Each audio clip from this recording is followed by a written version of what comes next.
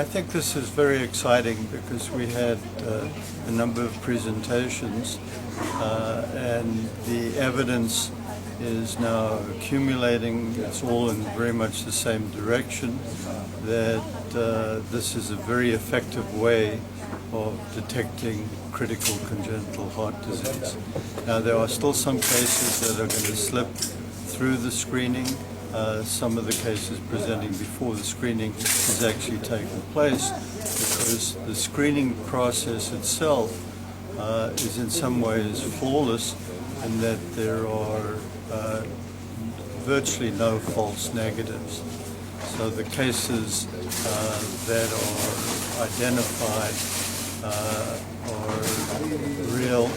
There are false positives, but these are not really a bad issue because they're less than 0.5% of the cases that are screened, and many of these babies have other illnesses.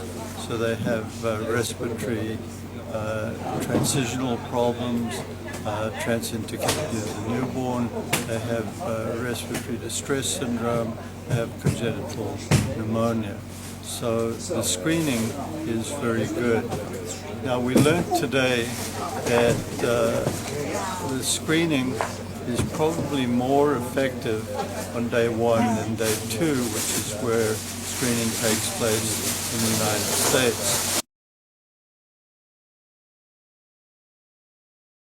I think the barriers are really educational ones and ignorance, and some people who have misconceptions about the screening process.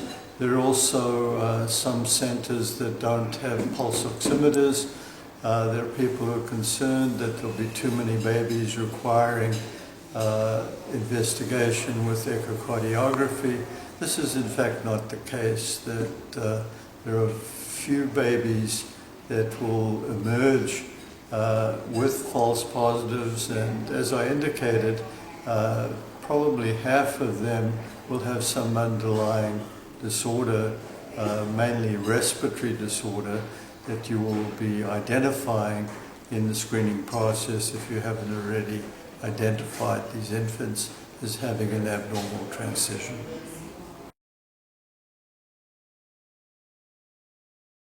I think to go to the literature, which is really quite extensive, and look at the publications from the leaders in the field. Andrew Ewer, EWER, has a number of excellent, very thoughtful publications.